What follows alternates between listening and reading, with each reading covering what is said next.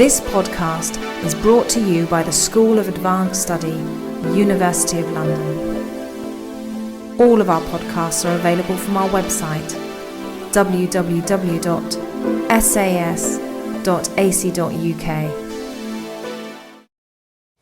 Thank you, Francesca, for that lovely introduction and for your kind welcome to the podium this morning. And thanks to all those who've organized this conference and to those who are hosting it.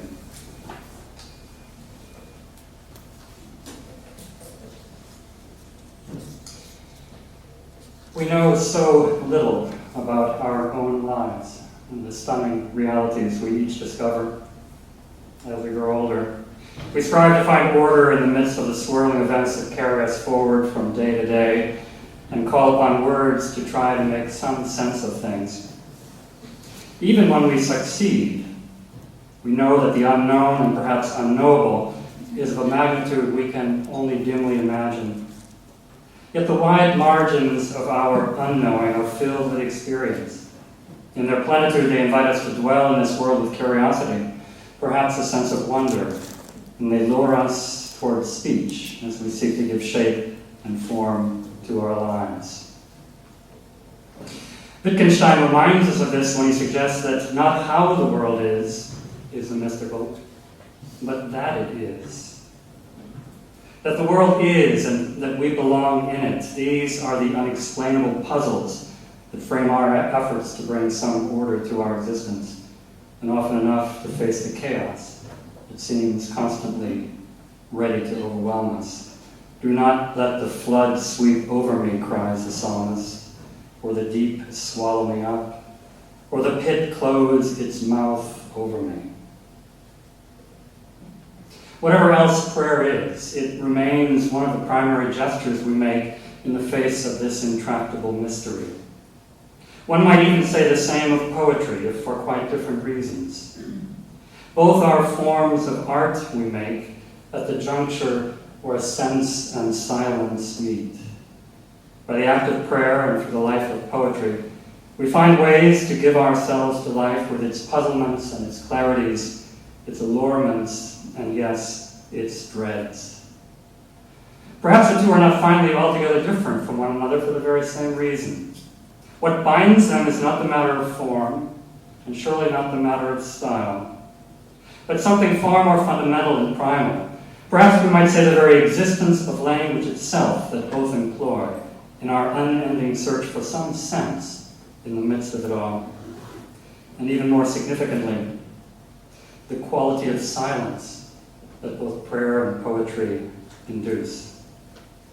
The German poet Urs Grünbein describes poetry as a kind of imaginative search, a kind of thinking that only occurs, he writes, in certain otherwise quite hard to reach places.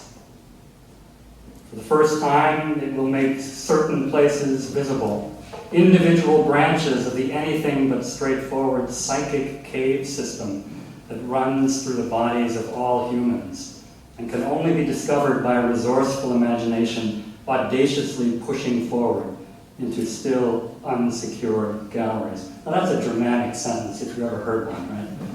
Sorry, not my translation. A wonderful thought. The same could be said of prayer, I think. Like poetry, prayer also is a gesture of communion that we make in the face of our essential aloneness. A means of practicing a resourceful imagination so that we might penetrate the darkness that is the ground of our creative life and its peril. Like prayer, poetry presses forward by means of words shaped at those wide margins of silence. Both steer toward an unlanguageable reality, penetrating the still unsecured galleries that constitute our interior life.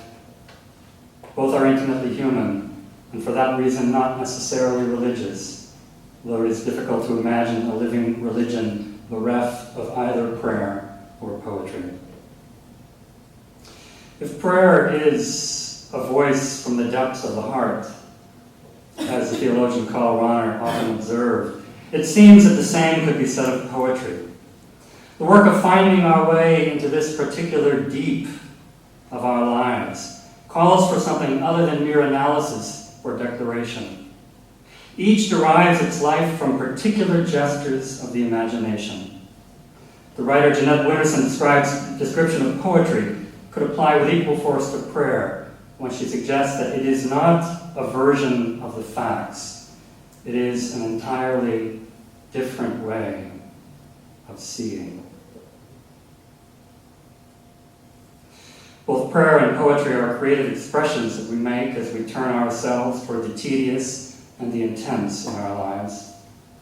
Both arise from an essential solitude, one that reminds us of our unknowable origins and our unmanageable transitions. Both call us to risk language out of the silence, to shape words from this solitude in our search to find some sense in our lives. Both are gestures that turn us toward the surfaces and lure us into the depths of experience.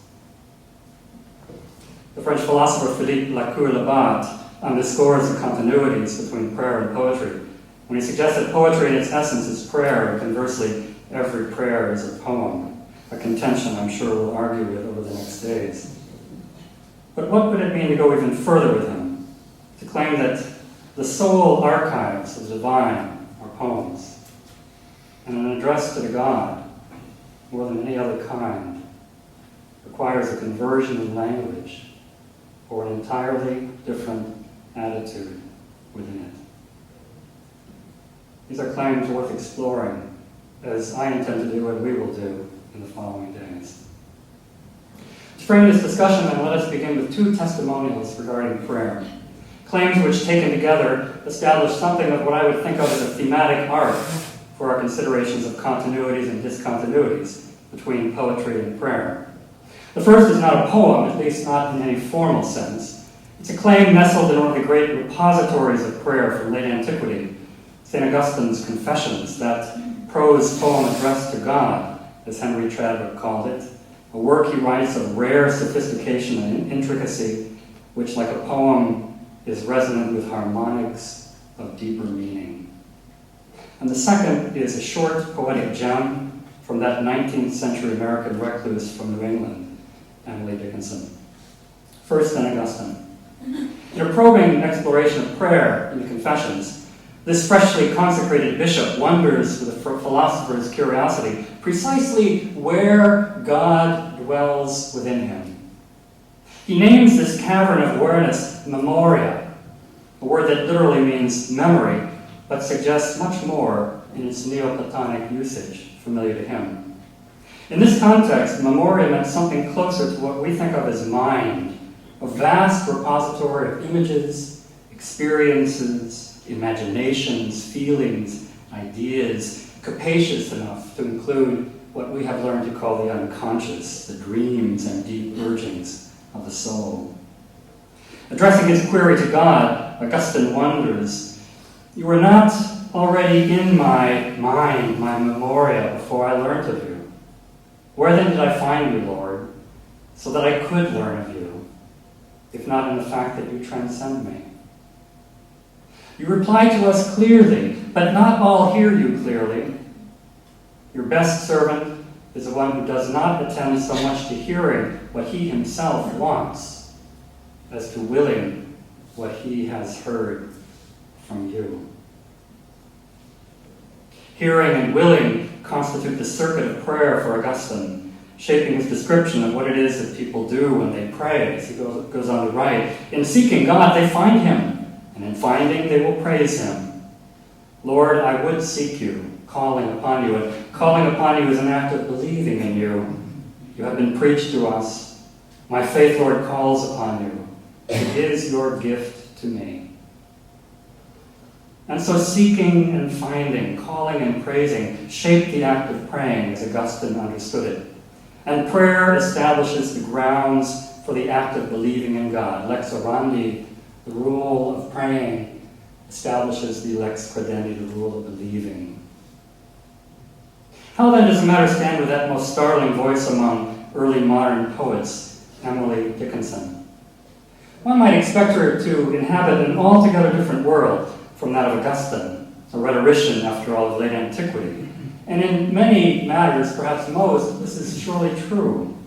But on the question of prayer, the two journey on a common path before decisive partings of the way, as we'll see. One of her poems addresses the experience of prayer directly.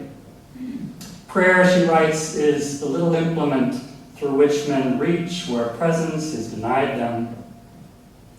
They fling their speech by means of it in God's ear.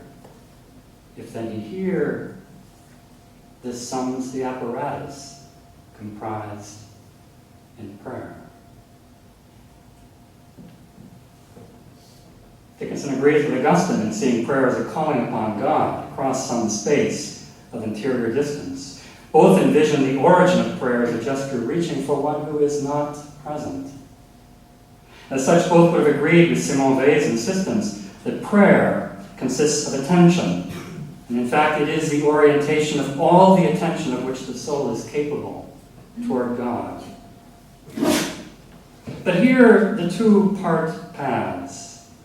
What separates them, and we might see this as marking one of the decisive watersheds of modernity, comes down to the small but defining conjunction in Emily Dickinson's poem, the little word, if then God hear.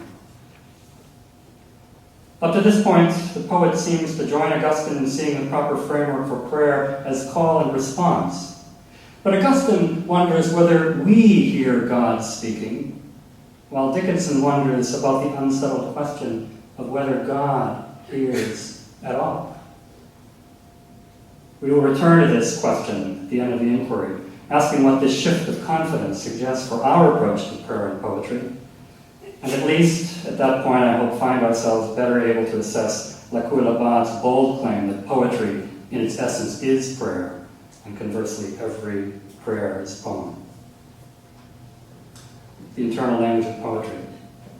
In a magnificent little gem of a poem entitled Lyrik, or Poetry, the German poet Hilde Domin suggests what a poem is, or rather how a poem behaves. It reads like this: Lyrik, das Nichtwort ausgespannt zwischen Wort und Wort. Poetry, the not word stretched out between word and word. This poem offers an insight into the continuities that shape both poetry and prayer. Of course, it's obvious enough to concede that not all prayers are poems, just as not all poems are prayers. And as we were just reminded, poems can distract us from prayer. But is there something inherently poetic in human experience that also animates our desire to pray? In other words, might we identify the habits of poetry, if I might speak in this way, as having certain affinities to prayer? And might this proximity be the case even when the two have no formal relationship with each other? As, for example, in secular poems, bereft of any theological reference, perhaps even hostile to God, or prayers that strike us as prosaic in diction and form. Domin's interesting claim about the Nichtwort, the not word of poetry, offers help here by reminding us that poetry has to do with what is not said, what is not written, with a sense that lies beyond language or between word and word, as she puts it. So too with prayer. Its poetic character shapes how prayers gesture, and is not strictly shaped by the form a prayer assumes. For prayers are also marked by what Domin calls, referring to poetry, a Spannungsverhältnis, a tensive relation that brings together what she describes as an agitation on the one hand and a ratio on the other. An agitation, Erregung is her word, provocation, excitement on the one hand, and a ratio on the other, an understanding. Poetry is like this, but what of prayer? A tensive relation of this sort seems as apt a description of prayer as one might find. To recall George Herbert's familiar poem, Prayer 1, it is, among other things, an engine against the Almighty, and reversed thunder, certainly two expressions of agitation in extreme form. But it's also, as he concedes at the very close of this poem, that curious final line, it is something understood. A gesture of ratio. Domaine deepens the point when she suggests that the poem lives in the quivering opposition of these tensions or contradictions. The same could be said, I think, of prayer. The tension inherent in this opposition has to do with how a poem's sense exceeds what its words mean, pointing rather to how they mean, much as the meaning of music, if I might speak in this way, has as much to do with how it resonates within us long after our hearing of it ends, as in the moment of hearing. Poetry has a music that plays not simply in the sounds of its words, but in the resonance of its voice within us, long after the words end, in the way it indwells us as a presence after the voice falls away. The Jewish intellectual and poet Chaim Nachman Bialik refers to what he calls the domain of poetry as a habitation within us. It describes as an eternal language, that of solitude and the soul, in which what is essential is how, as in music. Both prayer and poetry gesture by means of this inner language beyond their use of words, finding their voice in the borderland of silence. Both speak by means of the not word, stretched out between word and word. And in this are utterly different from what Bialik goes on to call the domain of logic, an external language, he says, that depends upon things of abstraction and generalization, in which the essential is what, as in mathematics. Yet these two domains, the domain of poetry and the domain of logic, share an essential attribute to follow Bialik a step further. Both are barriers of sorts, he suggests, neither able to reveal for us the essence of things. Both help to guard us against the void that looms beneath our feet, the chaos that surrounds us. And so they use words, both logic and poetry, as forms of concealment, to follow Bialik. They serve as shields that, and I quote him, construct a barrier to prevent the void's darkness from welling up and overflowing its bounds. The Psalms remain Bialik's steady guide in this, for they remind us how we are caught in the tension of our search for sense in the midst of the ineradicable nonsense facing us all the time. For while it may be true, as the psalmist sings, that day to day pours forth speech and night to night reveals knowledge, we also know that there is no speech, nor are there words, and their voice is not heard. What this implies for poetry, as for prayer, steers us to the depths of the questions before us. And already here we begin to see that the interior language of poetry faces this void quite differently than the external language of argument and declaration. Bialik illustrates this by means of a marvelous, vivid contrast. The latter, those masters of logic, he writes, are like those who cross a river, walking on hard ice, frozen into a solid block. Such a person may and can divert his attention completely from the frozen depths flowing beneath his feet. But their opposites, the masters of poetry, are forced to flee all that is fixed and inert in language, all that is opposed to their goal of the vital and mobile in language. And to what may those writers be compared? To one who crosses a river when it is breaking up, by stepping across the floating, moving blocks of ice. He dare not set his foot on any one block for longer than a moment, longer than it takes him to leap from one block to the next, and so on. Between the breaches, the void looms, the foot slips, danger is close at hand. Those who pray know that they inhabit the domain of poetry, like this, vigilant as it is to the vital and mobile in language, and opposed to all that is fixed and inert. Prayer may not always take the form of poems, but when it renounces this internal language of poetry, it loses something essential to its nature. Even if it were to keep the form of its body, such a renunciation would signal the sure loss of its soul. Prayer in the pre-modern liturgy. What then can be said of poetry and prayer and their continuities and discontinuities, considered across the vast horizon of Christian traditions? Does prayer emerge and develop as an instinctive gesture of poetic speech? Does it contribute something distinctive to poetic language?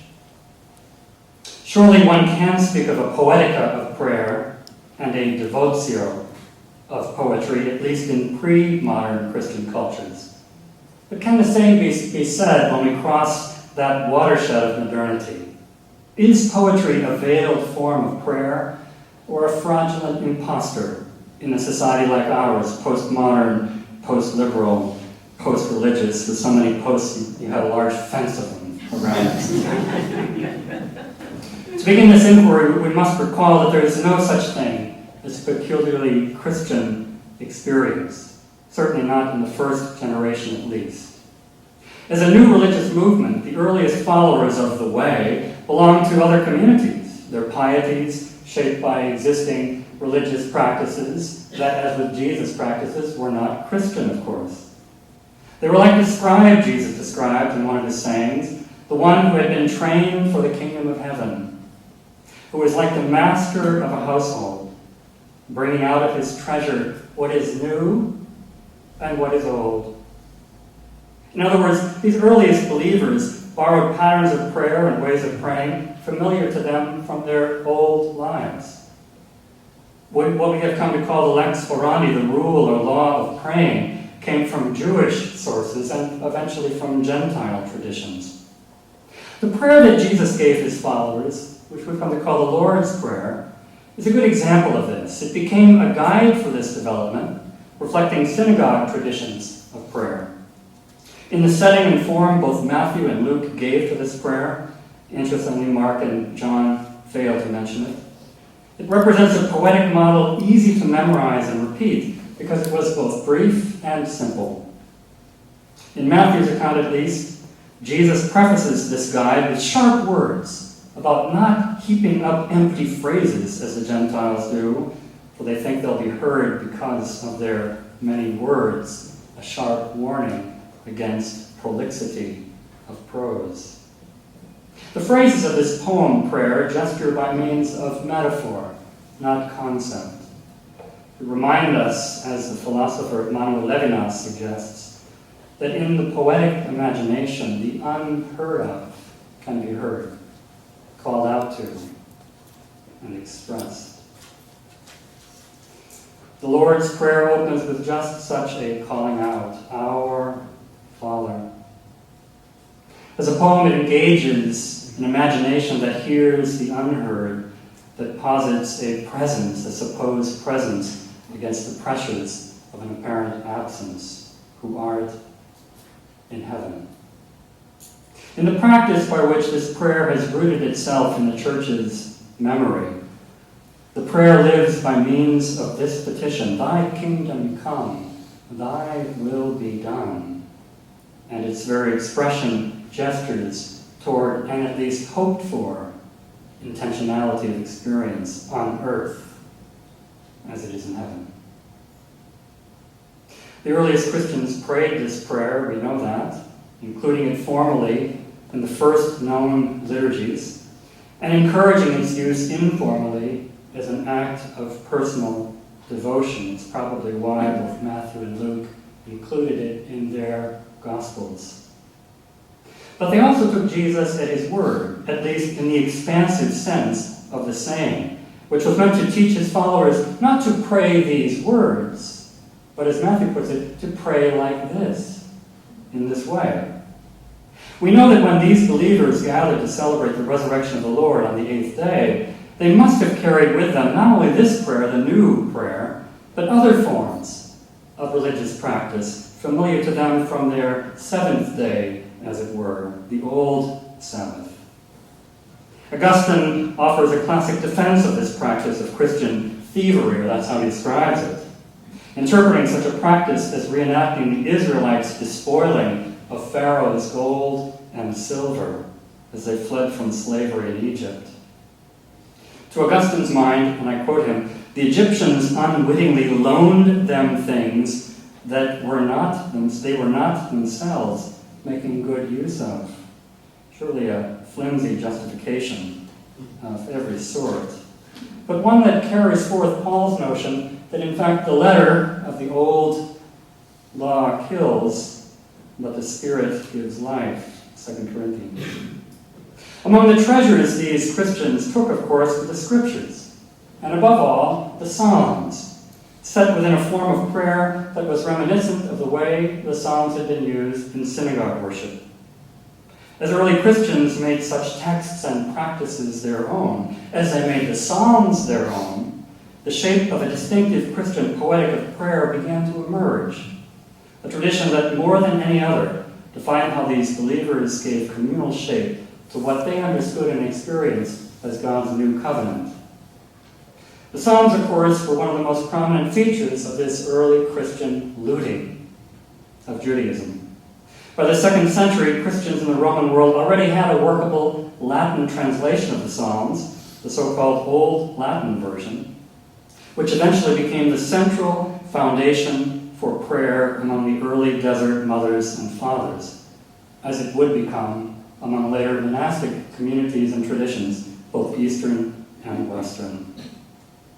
Among the monks, the Psalms came to anchor the liturgy of the hours. According to Benedict, monks were to pay attention to sing praise wisely, quoting a psalm that you won't find in any but the Old Douay version of the Bible, which translates the Old Latin version, Psalm 46:8, sing praise wisely.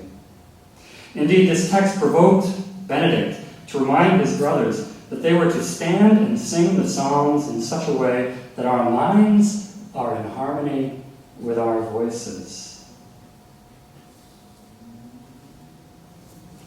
The poetry of the Psalms comes to dominate monastic office, but the Psalms, as you probably know, were never prayed alone by the monks. Benedict makes use of the expression psalms with refrain to describe the practice of framing the Psalms with new texts, short poems, the so-called antiphons, which sound against the Psalms. These movable poems located Psalms in the Church's increasingly elaborate liturgy or calendar of sacred time. They temporized the Psalms by adjusting them to meet a saint's day or a feast day of some particular moment of the Church's year. Indeed, the basic shape of monastic prayer constitutes what one historian has called the poem of the liturgy, a tradition shaped by the acoustic experience of poetry listened to and informed by text, after all, that were sung and not simply spoken. The apparently endless repetition of chanted poems, chanted psalms and poems, found their life through being passed back and forth in the ongoing cycle of singing and listening, of being voiced and heard, that made up the monastic orarium. This liturgy of the hours was poetry ceremonially reenacted in the community, a use that constitutes what I think of as a verbal ritual so central to monastic life. Benedict was also emphatic in the rule about the role of silence in shaping monastic prayer. And here too, I think we catch glimpses of a kind of poetic sensibility that shapes the rule. This notion takes full shape in the Cistercian reforms of the 12th century, where in fact silence became the defining norm of the monk's life, so that what one heard and spoke, or rather sang, would have been constituted largely by the Psalms, and almost entirely by the Scriptures, something almost unimaginable for most of us in today's world. In this sense, of course, monastic prayer took shape as a cycle of song, maintaining a circular rhythm of sung poetry.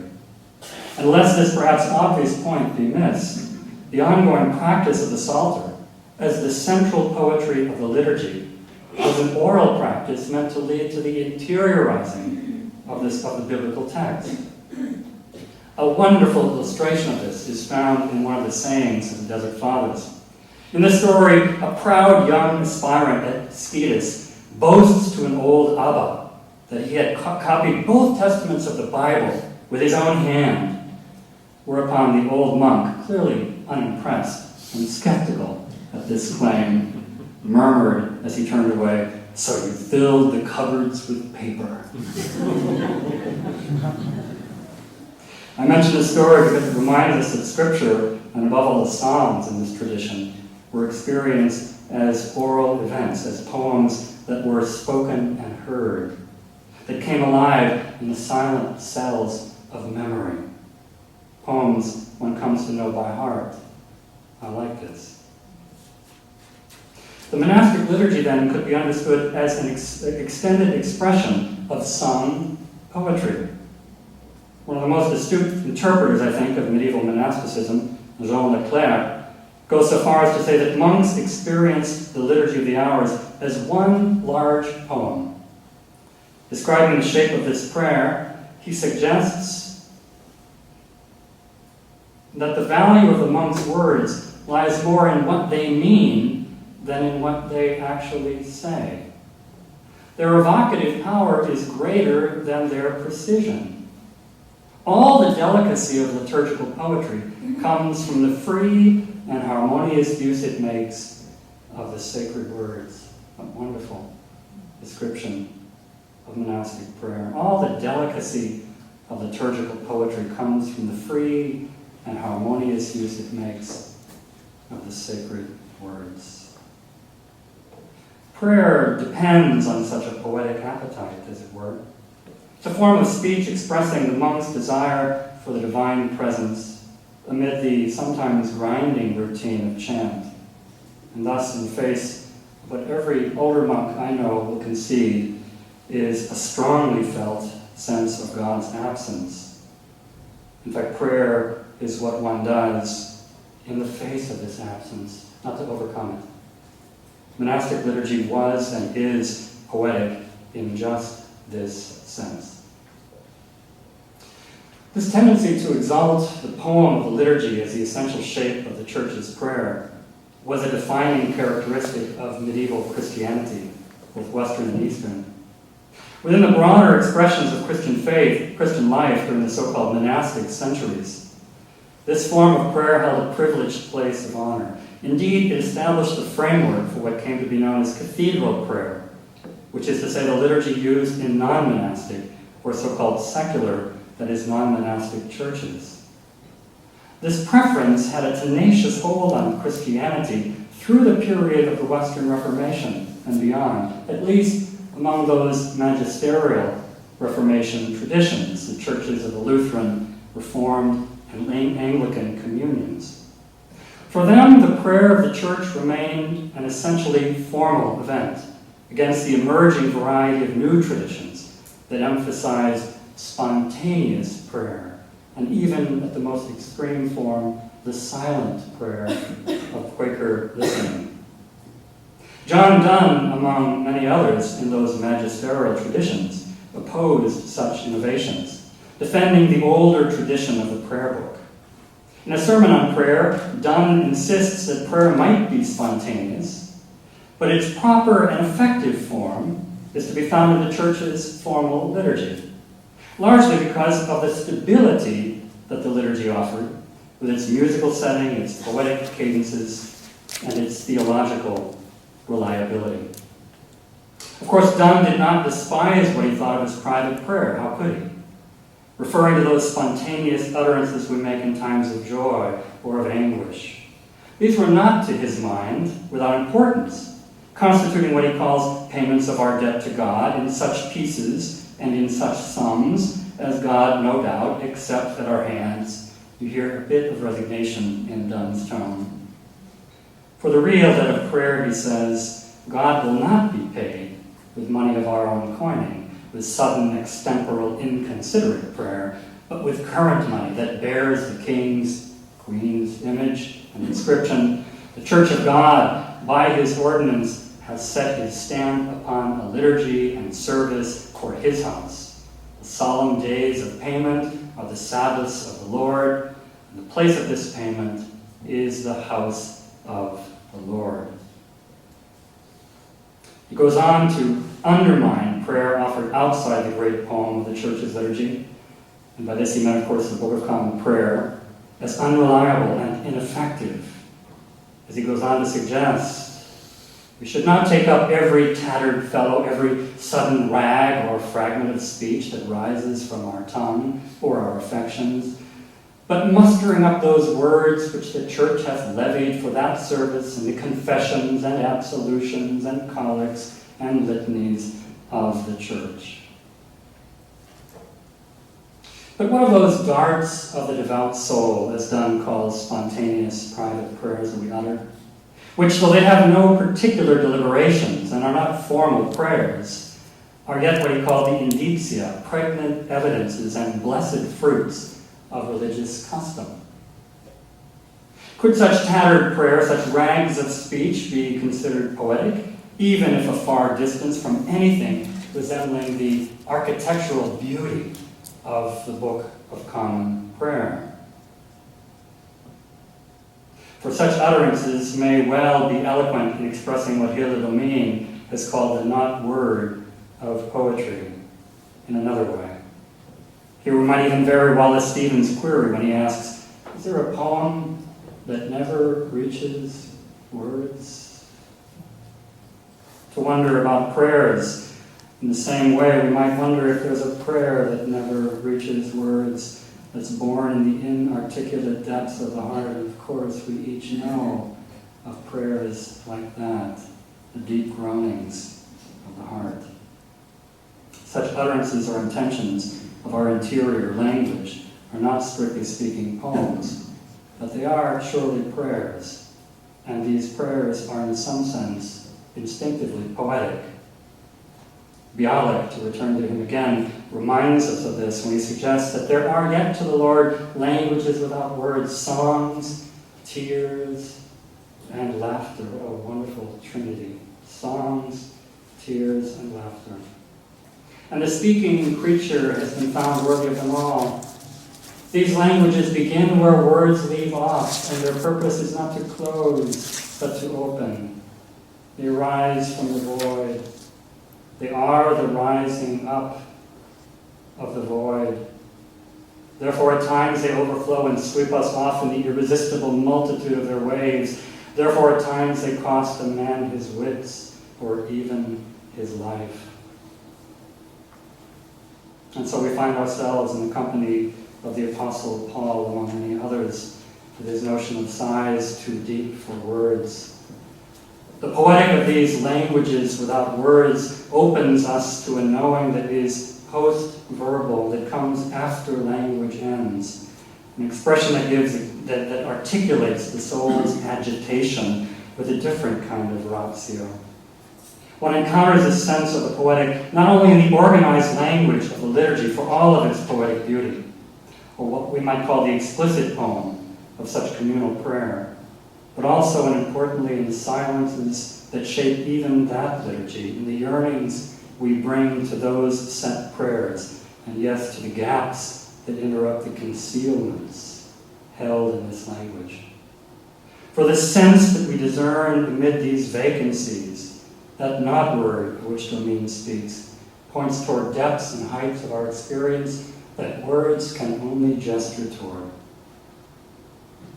Such sighs mark the places in the heart where longing comes to do its work, in the formal prayers that shape the liturgy, and in the silent margins where an interior language speaks within us. Such yearning finds its way into language in otherwise apparently secular poems, and I use that word very guardedly, those distinguished, as Paul Celan once put it, for the ways they are making towards something standing open, occupiable, perhaps toward an addressable thou. And here, once again, one hears a witness echoing Dickinson's, "If, then, God hear." The deep impulse of this sigh as a mark of anguish or longing moves from John Donne's conviction about the primacy of formal prayer and the priority of the prayer book above all else. For Celan's point bears cautious witness to this "if" from a very different direction. As an expression, it carries the agony of the sigh of all of those who faced and knew the horrors of the Shoah.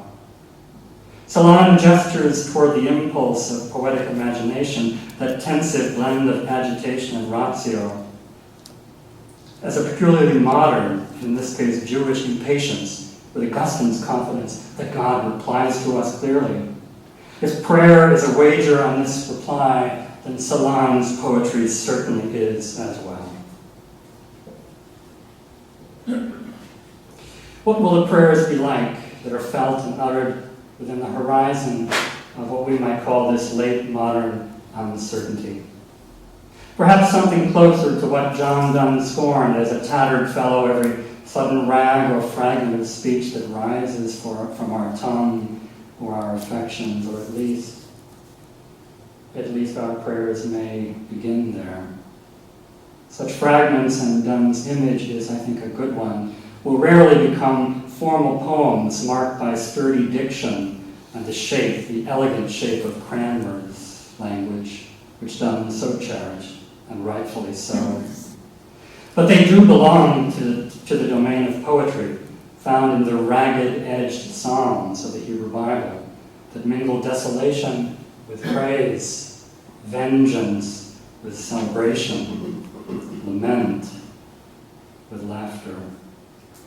In other words, fraught with those contradictions that shape themselves within the heart's divided chambers.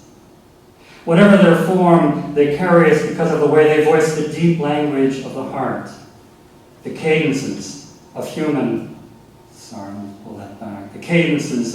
longing. Of course, we experience this in widely varying forms and shaped precisely by contradictory impulses. The gesture arising from a great abundance within us, and as a reaching, on the other hand, from the chasms or emptiness of despair. We find the importance of longing expressed throughout the horizon of poetry in every tradition, that I know at least. Hear how it's voiced in one of Sappho's vivid fragments when she describes what she calls the sweet apple that reddens on a high branch, high on the highest branch, and the apple pickers forgot, no, not forgot, or unable to reach. Our longing holds in our minds what we experience, even when that is absent from us or beyond our reaching. In this we come to know ourselves as creature, as Anne Carson put it, who is self-formed at the edges of desire. A yearning that guides us like a red thread tracing its way through the labyrinth of our lives in plenty and in want, reminding us of Plato's remarkable suggestion that Eros was the offspring of Poros, of abundance, and Penia, poverty. Celan approaches this theme from quite a different angle in one of his masterful short poems, pointing to the shifts that mark the watershed of modernity. Knock the light wedges away, the swimming word belongs to dusk. Klopf die Lichtkeile weg, das schwimmende Wort hat der Dämmer.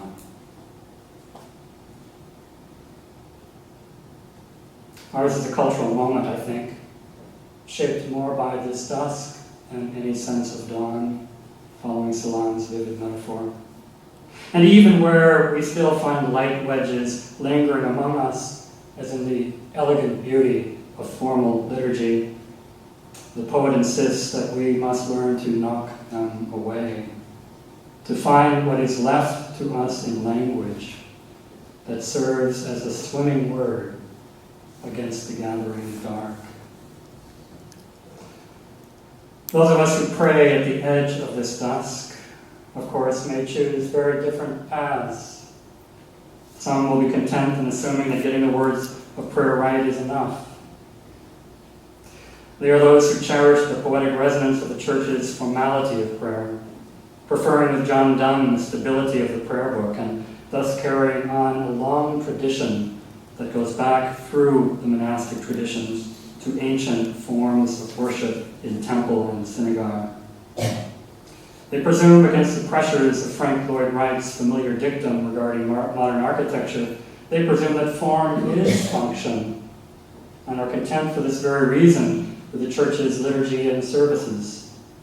They find themselves moved by the poetic beauty of her prayers, and with Augustine, they cannot be shaken from their resolve that God, the one who calls, will accomplish his purposes. Others, and I must count myself among them, are less certain about such matters. They sense that the words of prayer voiced in the Church's formal liturgy are beautiful and purposeful in their own way, but they offer no guarantee of finding God, who seems to them more like an absentee landlord than one who is overbearing with present demands. They may love the poetic cadences of her prayers, the assuring lyricism of her song, but deep within them stirs the blunt question posed by that fierce Welshman, R.S. Thomas, as the opening of one of his poems. How do you know? And could you start a poem like that? How do you know? In the company of such, maybe a priest, like Thomas was, will insistently ask this question after years of practice. How do you know? In the company of such voices, they too try to keep an eye on what is vital and mobile in language, to recall Bialik, and they recognize that an unfathomable depth looms beneath and between their words, those blocks of ice and river that offer it at best only momentary foothold.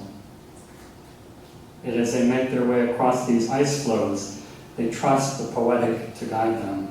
And not only that which is explicitly religious, since even the so-called secular poets like Celan voice the longings that keep them moving toward that distant shore.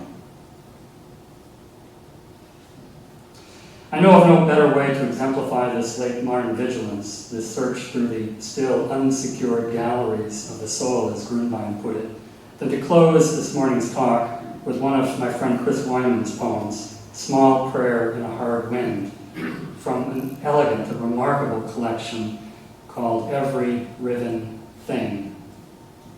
It is a poem, like many, that lives through its allusions, including with an echo to Donne's familiar Holy Sonnet 14, Batter My Heart, Three-Person God. It's a poem about prayer, and a prayer, almost a song, I would say, in its own right, a calling out to God in the face of the nonsense of the gathering dusk of late modernity. I read it as Chris's attempt to make art, and in this case to make prayer, in the face of Emily Dickinson's If God, then here. A poem that wonders how we use language to address God in a time of apparent abandonment amid this gathering dusk. And it is a poem that gestures with a deep desire for communion. In this case, a longing evoked through the image of what he describes at the outset as a long-abandoned, half-standing house. Not the elegance of St. Paul's Cathedral, but a long-abandoned, half-standing wood-framed house. Wyman anticipates his poem in an autobiographical essay published several years ago entitled Love Bade Me Welcome, a line familiar to most of you, I'm sure, with which George Herbert opens his poem, Love 3. The language I have now to call on God, says Wyman, is not only language. And the wall on which I make my taps and scratches is no longer a cell, but this whole prodigal and all too perishable world in which I find myself very much alive and not at all alone. Hear then the poem, Small Prayer in a Hard Wind.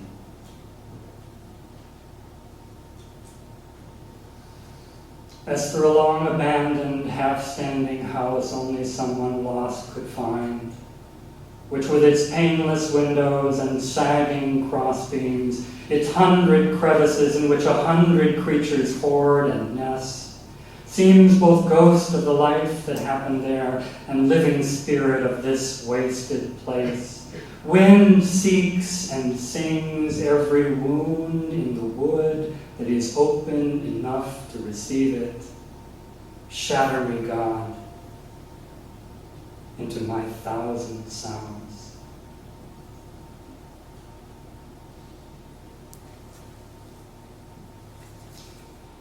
I know that Chris didn't intend this as a poem about the dusk of modernity, at least not explicitly.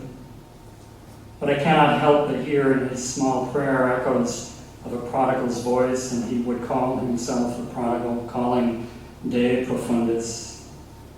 One hears in this poem the cry that rips through the Hebrew Psalms of lament.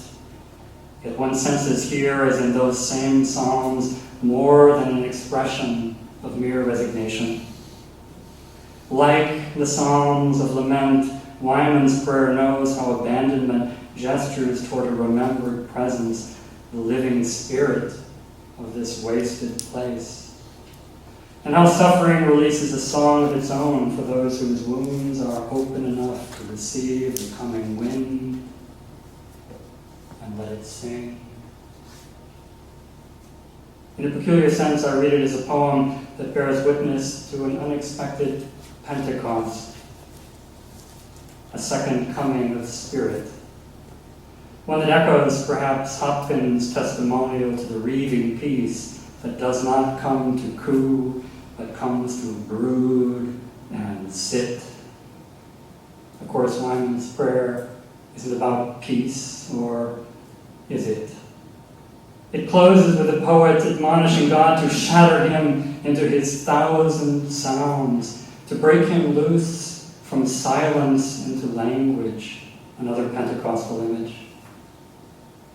But couldn't this longing for voice be the pathway for peace? At least among those who know that the swimming word belongs to dusk.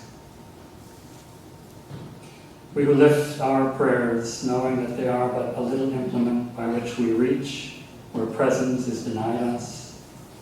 We need psalms like Chris Wyman's, alongside the immaculate cadences of more formal liturgies, chastened as these often are by a larger measure of theological certitude. We who find ourselves in rivers north of the future, an image Solon uses in one of his poems. We yearn for prayers that stake their hope on the wager that God will hear our pleas, but also know that if this God were to come, it might well be in the form of a fierce lover who might shatter us into our 1,000 sounds. We need poems that dare to make certain places visible, as Grunbein puts it, revealing not some distant metaphysical truth, but rather those individual branches of the anything but straightforward psychic cave system that runs through our bodies.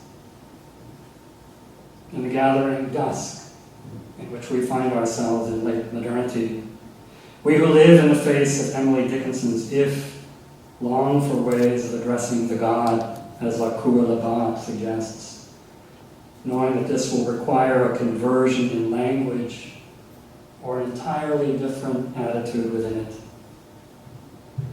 Beyond questions of form in the case of poetry, or content in the case of prayers, we yearn for language open enough to receive these winds of spirit that are surely blowing even now among us, surely in the silences blowing into the prodigal's heart, but also in poems that call upon God with language that is not only language, that speaks with the internal language that of solitude and the soul, that alone can lead us from loneliness toward the sacrament of desire.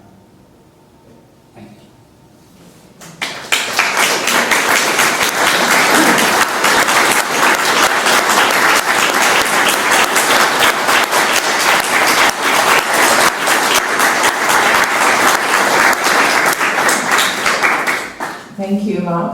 splendid exploration of the difficult connections between poetry and prayer. And I could feel there the scholar, the man of prayer, the poet. So really, thank you very much. And now we have some time for questions, about 10 minutes. If there's anyone who would like to start, you are ready to accept questions. Questions, rebuttals, observations, digressions, poems. Maybe a friend. Yes. Yes. I'm actually here as a poet. I'm outside this discourse. I teach English literature. And thank you for such a wonderful talk. It was, and it's very nice to come actually from outside. And I hope you don't mind. I'll probably rather shamelessly plunder your. But should I just make a couple of points without going on to that? But the Wallace Stevens question you quoted.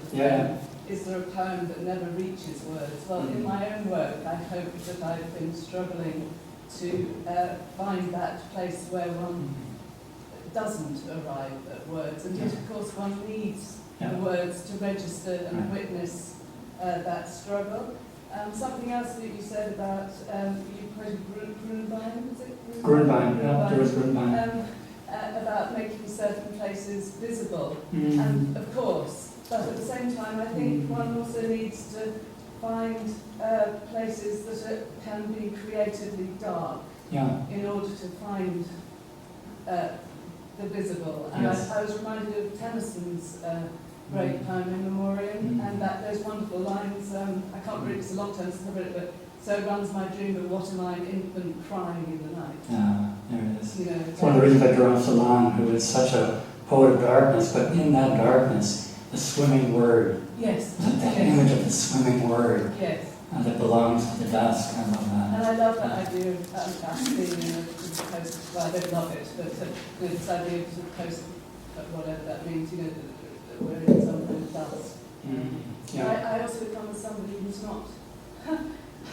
I teach at the University of Notre Dame, but I'm not a Catholic, and I'm not even, you know, I'm probably agnostic. And agnosticism for me is about not knowing. So, but these are just some thoughts. A good friend of mine read this paper in an earlier draft, and it was probably much darker than you heard today. She said, "Mark, can't you get beyond not knowing?" But in some ways, I think not knowing is where we begin, and not knowing is where we end. And our language is in the middle of a not knowing that's pre-verbal, and a not knowing that's post-verbal, what I've called post-verbal. It comes after language. Thank you. And your name? Jill Gregory. Jill. Thank you, Jill. Please. I was struck by the poems that you brought as examples had a gravity to them. Yes. The one that you closed with as an example of a new direction prayer might take holds to the image of battering and woundedness. Yes. And of course there's a place for that, but it seemed like there was an implicit equation of sacredness with heaviness or weightiness. Yet in the Trinity that you evoked, laughter. Laughter is could be a form of sacred expression as well. So I'm wondering, it seems to me like poetry, and it's, again, I'm with you. I don't want to label it as secular, but poetry that is explicitly not interested in these weighty questions might actually still be prayer in its levity. Absolutely right. So we don't necessarily need theological statements, either in religious or secular form, to constitute the sacred. Reminds me that it's so well said. I was sitting in church with my daughter, who's now 24, but she was 4 or 5 years old at the time. And she listened to a wonderful story from the Gospels being read in the liturgy, and then the minister stood up and began to drone on and on and on. It was more and more ponderous, and I was sinking further in the pew. And she finally tugged at my sleeve and said, "Daddy, didn't you hear the story?" Come on, Dad. I mean, this was a ridiculous, wonderful story. Didn't you hear it? And I think often, you're right, that often we lose ourselves in a kind of too hasty seriousness, when in fact laughter is one of the antidotes, and laughter and prayer belong so closely together. think our Jewish brothers and sisters at least remind me of that more often than our Christian brothers and sisters do. But that's a story for another time. But thank you. Songs and laughter alongside tears. Yes. Yes. When you displayed the photo of Christian Weimer, Yes. the background and the colours to me suggested very much the paintings of Rothko. Yes. And that sense there of the unknown, Yes, searching the depths. With the image of Chicago in the background, that's from the old offices of Poetry Foundation. Chris is the editor of Poetry Magazine. Yeah, so I just wondered if you have anything further to say. That was just from the PR page that I got from Chris. It wasn't deliberate, but that is an actual image from the old offices of the Poetry Foundation when it was on Michigan Avenue, looking out the window with those beautiful colors in stained glass, really, or colored glass, and then through the image of the city behind. Yeah. Actually, when I'm doing science days and things, I find it very helpful not only to use poetry, but also to have some of the Rothko pictures and others there. They're remarkable. That's one of the reasons I come to London every time I can, to go to Tate Modern and see that marvelous chapel almost, really, in the middle of the museum of the Rothko canvases. I mean, somebody who live here, this is outrageously unfair that you can go every day. And it takes Americans a big trip and lots of money to come. So if you haven't seen them, if you're new to London, and perhaps one or two of you is new to London, then by all means make your way to Tate Modern this afternoon. Well, after the... Thank you. Yes? One interesting observation that I have been listening to, or seeing many of your examples, is when most people think of prayer, particularly with a lot of religious evangelicals, prayer is often asking for something. Right.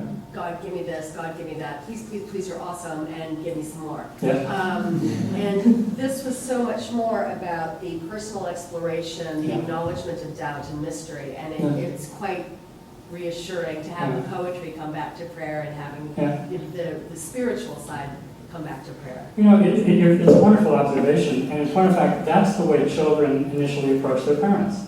Give me this, give me that, I want this, I want that. And eventually, if the parents are good, they simply don't answer anymore. They simply stop responding. And in a way, what I hope you heard this question of Emily Dickinson's is not simply a wondering, is God in existence? But why is it that God doesn't answer? Which is, I think, a far more compelling and real theological question. Because God doesn't answer our nagging worries about ourselves. Perhaps you ought to be thinking about the deeper worries of the other. So it's a wonderful example. You know, Chris actually Wyman grew up as a Southern Baptist in Texas, and it ruined religion for him for most of his life until he fell in love and was struck with a virulent, lethal form of cancer. And he suddenly began to look at his life differently through both things. Through first falling in love in midlife, and then through facing his own mortality. He's recovering, and he's doing really well after a harrowing series of marrow transplants. But these prayers, every written thing, if you don't know that book, then you should certainly all buy it. Knopf, 2011. A remarkable, I think it's a prayer book for people who know that we live in some kind of dusk, personal or societal. Yes. And if you knew Chris, you'd also know he has a great laugh. I've never heard him sing, but he's got a great laugh. Yes. I too would like to thank you for your wonderful talk. Lucky your students that can hear such talks like that. Thank you. Following on really from the previous comment, it seems to me that we haven't as yet defined what we mean by poetry nor prayer. Mm-hmm. And there may be different kinds of prayer. And I wonder if we are slightly in danger of equating prayer with a certain form or set of definition, and then matching it or mirroring it likewise with poetry with a certain prayer or definition. And I think the last comment is an example of that in a way, because perhaps certain kinds of prayers are very, very different from a certain kind of personal or exploratory prayer which we've been discussing. And maybe we're in a, we're missing one aspect of prayer, or we're comparing only part with part. Yeah. wonderful point, and that's why we have 2 days for the conference, which won't be enough. But when Francesca asked me to speak on poetry and prayer in the Christian tradition, I said, well, do you want me to speak for 2 days or the entire conference? So surely that's right. There's so much that we need to explore about what poetry is. I'm reminded of the last lines of a poem, I don't have it completely in my mind, by Jablonska. I think it's called Some People Like Poetry, which ends, poetry, what is it? I just go on not knowing, and I hold on to that redemptive handrail for my life, something like that. So we'll spend the next days, I hope, thinking about different forms of poetry, what poetry is, what it isn't. I've tried to give a sense really of what the poetic is and what the devotio of prayer really is about, at least as I understand it in the tradition and in our own experience. But thank you. Stay tuned for later sessions. Yes. In the back, and then we'll come to the front. In the back first, yep, and then the front. I just wonder about your dichotomy near the end between those who take comfort in the formal liturgy on the one hand, and the people who are not knowing. Sure. On the other hand, yeah. Because I can think of at least 2 or 3 other options. Oh, sure. There are still those that Don didn't care for with their spontaneous prayers. There is still the Quaker silence. Yes. And there's also the way described in the Cloud of Unknowing by somebody who certainly participated in the formal prayer of the monastery, but talking about a prayer very much in silence, the cloud of forgetting about all those words. And I would say in that kind of Carthusian tradition, if that's what the Cloud author belonged to, that blend of formal prayer and the what's come to be called centering prayer, aren't even 2 different things. That is, centering prayer, if you've been in a monastery long enough, you begin to do centering prayer all the time to deal with the dullness of the liturgy. And I don't mean that as a criticism. There's something important about that kind of tedium that begins to root us to a particular word in a psalm that lingers. It's maybe in Psalm 69, I read from Psalm 69, and you read 15 more psalms, or you pray 15 more psalms in the morning office, but you're still thinking about that one word. So you're right, dichotomies are wonderful teaching, they're heuristic devices, and they lie as much as they teach. But thank you for that. Up to the front, yeah. I was interested in your final sentence of this paper about passing from loneliness to the sacrament of desire. Yeah. And I don't come from a theological background, I come from a literary background. I wondered if you could unpack that phrase a bit for us. Well, it's not mine. No, I sense that. The sacrament of desire actually goes back to Augustine, and there may be others who spoke of it earlier, I don't know. But it was a phrase that was used by the early Protestant reformers. Luther loved this phrase because it reminded him that the mechanism of the Eucharist for him couldn't control God.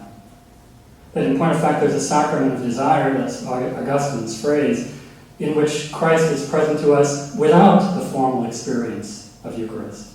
We desire God, and God becomes present, truly bodily and spiritually present to us in that longing. So that's a very deliberate phrase from St. Augustine, filtered through Luther and eventually through John Calvin and others, but that's where I know it. Just one more question, yes. Yeah, Joseph.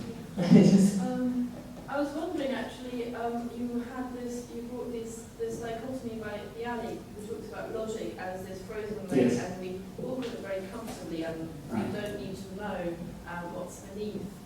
And I wonder whether it lends itself a bit to application to the liturgy, that the liturgy is this comfort, and at some point we need the comfort. Beautiful. And at some point, if you're just sitting in silence, there are, I guess, times in our life where that is just too much, or there is no ice flow, too much of the river.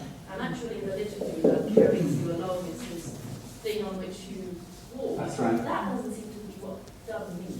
Yeah, I know you're right. And he was very good at spontaneous. He was. So when he's... I want to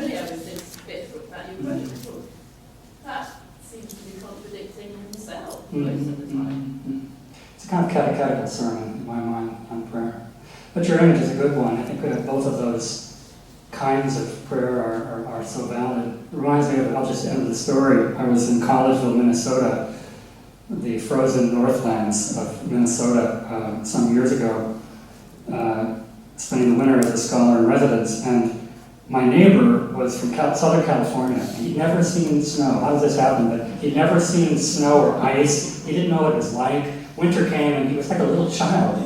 And he became mesmerized by out on the lake, or the river, the lake right behind us, where we were living, in these residencies.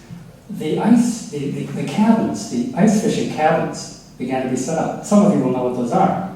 People set up cabins, which are fairly elaborate, and sometimes they have little heaters inside, televisions run on batteries, and people sit outside with a little hole and they stick they're fishing. Well, I don't know what they're doing, but they say they're fishing. And he came to me one day in about March, it was starting to get warm, and he said, Mark, how do you know when it's time to take the cabin off the ice?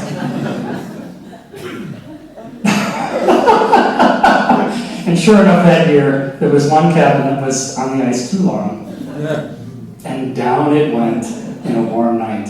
So I think that's a wonderful image that in a way we need the frozen over lake or river to go across. We need that comfort. And but there are times when the river begins to break up, and then we have to know how to navigate the ice flow very differently. Thank you. It's a wonderful insight. Thank you. Thank you.